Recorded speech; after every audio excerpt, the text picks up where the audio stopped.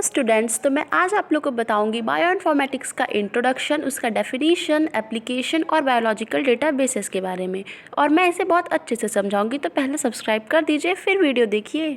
Firstly we will study the definition of bioinformatics, that is bioinformatics is the use of computers to solve biological and biomedical problems, biological data management and analysis. That means bioinformatics का मतलब होता है computer का use करके biological and biomedical problems को solve करना।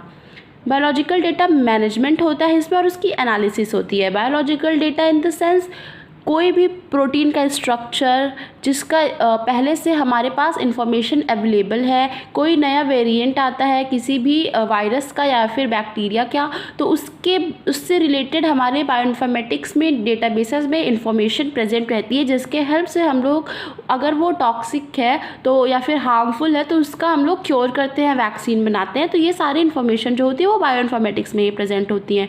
Bioinformatics से हम लोग क्या करते हैं, जेनेटिक मॉडिफिकेशन भी कर सकते हैं, क्योंकि हम लोग क्या करते हैं इसमें इंफॉर्मेशन प्रेजेंट रहती है, उन इन्फॉर्मेशन को एक्सट्रैक्ट करके नए ऑर्गेनिज्म का निर्माण करते हैं या फिर formation of new organism occurs. Now what is the use of bioinformatics? So वैसे तो बायोइन्फॉर्मेटिक्स का बहुत ज़्यादा यूज़ है, मतलब बहुत वास्ट है, बट यहाँ पे कुछ फ्यू यूज़ हैं जो आप एग्ज़ाम पॉइंट ऑफ व्यू से लिख सकते हो, like DNA analysis, sequence assembly, genome sequencing, sequence similarity searching, gene expression, gene prediction etcetera. And अगर ये क्वेश्चन 10 मार्क्स में आता है, मतलब 10 नंबर में, ये AKTU के पॉइंट ऑफ व्यू से है, अगर ये 10 नंबर का पूछता है तो आप कुछ इन एप्लीकेशंस को 2-2, 4-4 लाइन में और डिफाइन कर सकते हैं, लाइक इसकी डिटेलिंग कर सकते हैं। Now what is biological database? ये है सेकेंड टॉपिक हमारे सिलेबस का, यूनिट 1 का। बायोलॉजिकल डेटाबेस क्या क्या होते हैं? तो बायोलॉजिकल डेटाबेस बेसिकली 3 पार्ट में डिवाइड किए गए हैं, primary database, secondary database and structural database.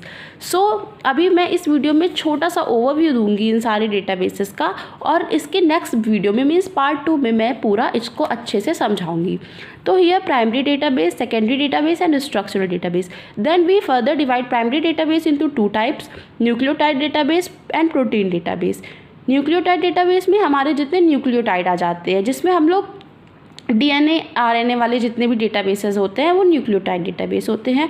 और प्रोटीन डेटाबेस में बेसिकली अमीनो एसिड वाले डेटाबेसेस होते हैं।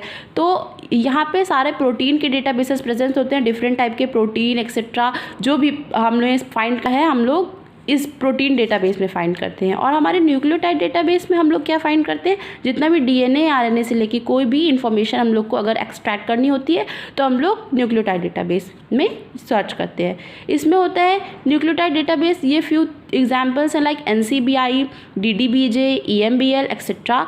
सो बेसिकली मैंने यहाँ पे 3 ही लिखे हुए हैं। तो अगर आप लोग जाएंगे क्रोम पे या गूगल पे सर्च करेंगे NCBI आएगा, वहाँ पे आप लोग सेलेक्ट करेंगे फॉर्मेट, जिस भी फॉर्मेट में, लाइक आपको DNA का कर रहा है तो आप लोग DNA चूज़ करेंगे और उसके बारे में सारे इन्फॉर्मेशन एक्सट्रैक्ट कर लेंगे। सेम DDBJ भी अप्लाई करता है और EMBL में भी ऐसा ही होता है।